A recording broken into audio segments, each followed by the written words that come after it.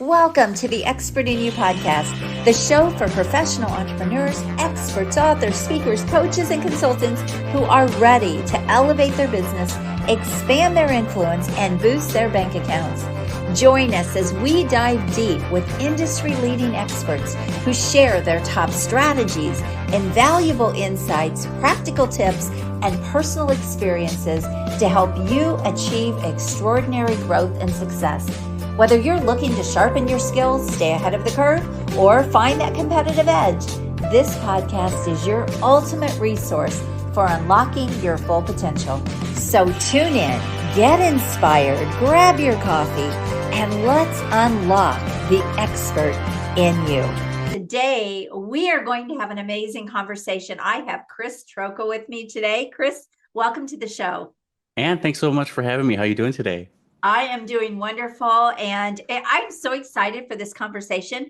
We are going to talk about how to run your business with AI employees, so you know it's going to be a good one. So, Chris, before we dive in, I'm going to have you introduce yourself to everyone and just say a little bit about your business and what you do. Of course, absolutely. So my business journey started 10 years ago. I started a wedding DJ business, eventually grew and scaled that into an award-winning wedding DJ company. I went back to school for marketing, and that's when I really fell into marketing, technology, and AI, just been in love with that. So now my full-service agency helps a lot of small business, medium-sized businesses, and solopreneurs scale and grow with these new tools and systems that only the big box company used to have resources to. Amazing. So, all right, let's just get to it. I mean, AI is hot. It was a disruptor, especially we saw in 2024. It was a big disruptor. At least it became more mainstream for people. It's been around for a lot of years. But all right, Chris, how do you run your business with AI employees? Let's talk about that. Absolutely. So AI, just as you said, has definitely been a game changer, and it's taken different iterations over the years. First, it was OpenAI, then we had Claude and Gronk, and a lot of other businesses coming into play with their own large language models. And what we could do with these were only up to our imagination, right? First, we were asking it to write some poetry for us. Maybe it can analyze this report for us. And now they have access to tools. Now these AI employees and agents can now schedule appointments for you. They can also real-time web crawl URLs so they can find information based specific to your business. So they're kind of a game changer where we're now creating them with the purpose of give them a title, give them a goal. What objective do you want them to complete? And then basically they kind of walk through the stages of this process, like the stages of the buyer's journey. So some of the ways that we're using this is I just rebuilt a customer service AI chatbot for a nonprofit. This is a nonprofit that focuses on teen mentoring and leadership skills. So we kind of needed a customer service system to be able to handle the new inquiries, whether that was volunteers, whether that was donors. Maybe we need to provide them more information. So this is kind of just allowing the team to focus on more mission-driven activities as opposed to kind of being stuck into, I have to craft this email and now I need to follow up. So AI is definitely a game changer. It's allowed me to run multiple businesses, host a podcast without feeling like I'm a chicken with my head cut off. So that's just one of the few ways that we're using AI. And I think it's helping a lot of businesses now just get speed to lead a lot faster. And again, just provide more information and nurture those leads. What do you say to people that are really frightened by AI? I mean, I use AI in my business, not to the degree that you do or teach people, but what would you say to people that are just really fearful of it? And even people that are out there trying to get jobs that are really afraid of it. What have you seen? I always say with disruption comes opportunities, with obstacles come new opportunities, but I would love to know your take on that. Yeah, I absolutely agree. So AI, just like any other disruption or change to anything within our workforce, just as the same way the automation production line kind of changed the way that we build cars or even produce anything at all. AI it's a game changer, but it's also a tool in our toolbox. So just in the same way mechanics used to love having their hand turned wrenches. And some of the older school guys would say, oh, I would never use one of those air compressors or one of those impact drivers. Okay, that's cool, but I could get this job done in half the time that you could, but you're welcome to use the tools that you have. So AI is great, but I don't think it's going to be, completely removing a bunch of jobs here. It's just going to see a shift in the market. So in the same way as we see like the internet was brought out, a lot of people were worried, okay, now communication might be a worry. Other service sectors might be impacted, but really this is just another tool in our toolbox to be able to do more, to produce more, and then I think it's going to allow us to open up more time for ourselves with ChatGPT, Claude, all these other AI systems that are out there. We're just finding new use cases each and every day as we kind of test the limits and push the AI to its boundaries. So when you're talking, and that's such great information, when you're talking about AI employees, are you talking about mostly like chatbots and things like that? Can you go a little deeper and give us a little bit more insight into sort of the kind of the system of that? Yeah, absolutely. So on one hand, it does work as a chatbot, and that's what we've seen most popular and most common to utilize a lot of these AI employees and AI agents. But they're also available through AI voice, through AI SMS and text message, and also email. So consider having conversations and follow-up conversations with your prospects and your leads using contextual conversational AI. So instead of, kind of how we in marketing, we have our own pre-scripted templates, right? Where we kind of walk people through the stages of their journey. Well, now the AI can have contextual conversations specific to them as an individual, specific to them as a business. So think about hyper personalization at scale.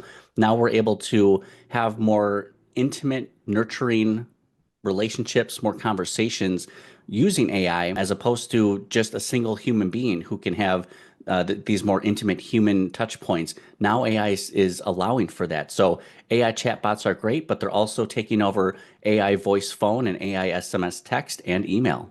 Okay, very cool. So, do you feel like people would be missing the human touch with those things, though?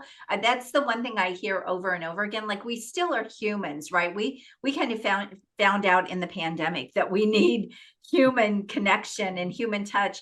And how do we know if we're sort of being talked to by AI or if it is a real human?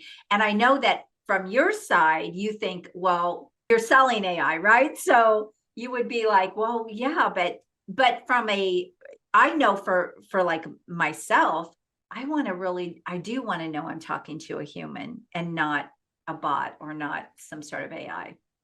Right, absolutely. And I think that brings up a larger question is when we train our AI models, do we want it to pretend to be more human or do we give it the explicit instruction, you are an AI, and just be okay Mm. with that? I feel like I would be okay with a robocall or an email saying, hey, even though I'm an AI assistant, I can help you with this as opposed to masquerading as a human. Now, we can make Yes. more AI more human-like, but it's the way that we kind of put these two systems together. So we don't want AI to take over everything and have full control, right? We also Mhm. want more human touch points put in there and just ways to be able to decide where your AI wants to go, right? So instead of giving everything to your AI, we find specific points where you want your human touch point to be. But this opens up more opportunity for you because instead of you doing the other nine things that you were doing before, let AI take over that, and then you can come in for that personalized touch point that's more human versus what the AI would do. So it's all about how you present the AI to the customer if you want them to say, I'm more human or am I more robot? And that way you can just be more upfront with your customers. Yeah, and I feel like there's an integrity issue there too. I know when I even have like my virtual assistants that are reaching out or doing any kind of speaking with like in inboxes or in Messenger, I always want them to say they are my assistant. I never want them to pretend to be me because I feel like that's so out of integrity and it feels like almost like lying to me to people. But that's me. That's how I feel about things, which is why I asked the question. Right. And it's a great question too. It's almost the same as those who might hire ghostwriters to write for them or people to Hmm. create content for them. How much do you want to put your own name behind that piece of content, knowing it was either created by an assistant or a team versus you individually. So that's up to you as the business owner to say, hey, I'm okay putting my name on this or kind of taking credit for the rest of this. I suppose when we see a business succeed, we usually congratulate and thank the owner of the business, right? And not the team that was with them to support. Right. And they So I don't guess do it it's by the themselves. perception, Right. right? Yeah. No, that's so great. Hi, friend. I have an exciting announcement. I hope you're enjoying this episode of Expert in You podcast, but I have to ask you, have you checked out the latest issue of Expert in You magazine yet? It's jam-packed with rich content, powerful strategies, inspiring stories, and so much more to help you elevate your business and personal growth. Don't miss out. Go grab your digital copy now and join our community of experts making a difference every day. Go to expertinyoumagazine.com and check out your digital copy today. Transform your expertise into success with Expert in You magazine. It's not just a publication, it is a movement. So what would be the process if someone wanted your company's help? Like what's sort of the process you take them through? Absolutely. So those who are interested, they're welcome to go online. We do have an AI employee calculator. So someone who might be interested, saying like, what roles could an AI employee help me with? How much could it potentially save me? So you just type in your industry and a little bit information, and then our AI will actually run a custom report for you to tell you how much you can save and what AI employee roles can start you with. Other than that, it starts with a basic conversation, just learning more about your business, what you're working on, what you're struggling with right now. And then from there, we kind of suggest some alternatives on where AI can help complement or completely replace some of the processes that you're completely working on. So it's a white glove service that we walk you through with, personalized to your business, but we have a lot of pre-made templates that can also get put into your business just to make that setup process a bit easier. Amazing. So, if someone came to your service or to your business and they wanted your services on lead generation, for example, you have a process or a system that can do that for them that is AI based. Yeah, absolutely. Yeah, there's a lot of different lead generation opportunities. Podcasting can be one as an opportunity. LinkedIn outreach is another. Email is another opportunity. Yeah, there's just clever ways that we can try to get found or get in front of the right people so you can start building and networking with your ideal audience. There's many ways to accomplish that. And I love a multi-channel approach. So it really fits based on where they're at in their business and what goals they're trying to achieve as well. Yes, absolutely. Let me ask you as well. Do you have your podcast? First of all, what is the name of your podcast? Share it with my audience. Of course, our podcast is called Brainwork Framework. We just talk about marketing, business, and sales. We just get inside the minds of other entrepreneurs. So it's real people doing your podcast. It's not Yes, it's real. AI. Okay. I know. We should get some AI guests, right? That'd be Yes. cool. Yes, I did hear that now there are some AI podcasts out there, and they're literally being run by people doing, AI, and I thought, oh my gosh, that just sounds so crazy. Like that's a That's little so much. funny. I don't think I'm ready to be replaced by a robot yet, No. doing my podcast or my show. So it's really Chris on here. It's not. Right. We're It's gonna need to not develop like, a techie robot. safe words so we know that it's not AI in the background. Yes. All right. Two takeaways for people, Chris, that could really help them if they're getting started with AI, or if they are maybe looking to get beyond ChatGPT, which is what a lot of people do. Of course, absolutely. I definitely suggest and recommend to everybody to go to YouTube University. Just start Googling, research, find out more to see what AI can do and potentially for your business, because there's a lot of great tutorial videos available online just to show you the use cases and how people are implementing AI for your businesses. And I can tell you that if you're not implementing, and I know you're scared of, bringing AI into your business, but I can tell you that your competitors are right now, and they're going to be running laps around you soon. So if you want to stay ahead of the game and outbeat your competition here and do more with less, I definitely recommend finding out more information about AI employees, the way AI can help, and definitely reaching out to us as well. I love it. Well, thank you so much for sharing. Real quick, before we wrap up, I did forget to ask you this. I like to ask people so people can see inside of your business to see what you're doing. How are you getting your clients right now? And then, yeah, let's talk about that first. Excellent. Yeah. So what's working great for the B2B side on the marketing agency side, building networks, networking and relationships. That has been huge for me. So the one-on-one individual, we do some podcasting as well.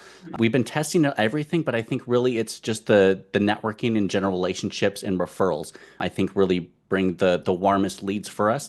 Second is going to be Google search. That's where most of the organic leads, people are searching for solutions to their problems. So those are the second easiest set of clientele to sell as well. And are you the Google search, is that coming up with organic marketing or are you running ads? A little bit of both, but Okay. traditionally it's mostly organic. So once you start putting some videos and web pages and blogs out there, it's natural. Just once you're passionate about a topic and you love talking about it, put it online, and suddenly people will be interested in learning more about it. Yeah, it's so interesting. I had someone book a call with me the other day that actually said she found me through Chat GPT, and I'm like, okay, that Hey, was a first for me. that's amazing. I get it all the time. People saying, "Oh, I found you here or there or wherever," but I hadn't had anyone say I found you through Chat GPT. So I thought that was very cool. And I said, I want to know the prompts you used for that. Yes. So she did send that to me. So yes, okay, another thing, what are your big goals for the rest of 2025 or even into the next 12 months for your company?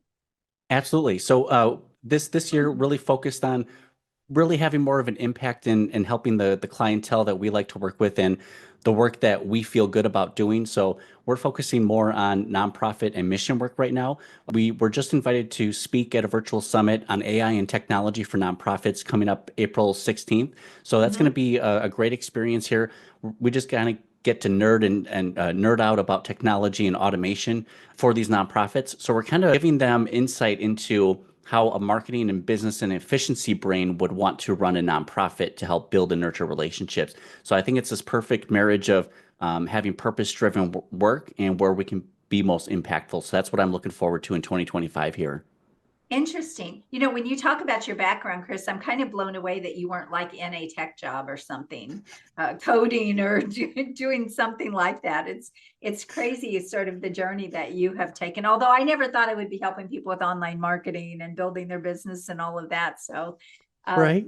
super interesting. So, what do you see being the greatest challenge for your business to kind of get to your big goals? Absolutely. I think right now, I think just general uncertainty. I think just given general everything of the world, people are just a little bit hesitant to either invest into a new technology or they're waiting to see maybe how the markets or the economy is going to react in order to make business decisions. So I think some people are being cautious, Mhm. rightfully so. I totally get that. But a lot of businesses are planning and wanting to make a bigger move in Mhm. 2025 now. And I heard very similar things in 2020 where people were making these bigger changes ready to launch. So I'm excited for 2025 because I'm seeing some of the precursors for that as well. Yes, that's great. Well, thank you so much for sharing. It was such a pleasure having you on, sharing your expertise. We're going to put your information in the show notes so people will be able to reach out to you. You can also find Chris on LinkedIn, which is where I met him. And yeah, so definitely reach out to him. It sounds like he's just got amazing things going. If you're looking to really save on payroll, replace some employees, or even add to your team to get other things done, Chris is the person to go to. So make sure you connect with him. Chris, thank you so much. It's been a pleasure having you on. Same here. Thank you so much, Anne. All right, everyone, have an amazing week. Go rock your business and make sure you subscribe to the show. God bless you. Bye bye. Thank you for tuning in today. If you're as excited as I am about scaling up your influence, business, and bank account, then I have just the thing for you. But first, make sure you subscribe to the show. Second, make sure you share it with someone you care about because sharing is caring. And third, head on over to join me in my next free virtual exclusive workshop where we'll explore proven strategies to boost your business and maximize your potential. Look, it doesn't matter if you're just starting out or if you're looking to take your business to the next level, my workshops are designed for you. So head on over to expertinyouworkshop.com to reserve your spot and get ready to transform your expertise into extraordinary success. I'm looking forward to seeing you there and helping you achieve incredible growth. Until next time, make sure you're always seeking the expert in you, and God bless. Have an amazing day.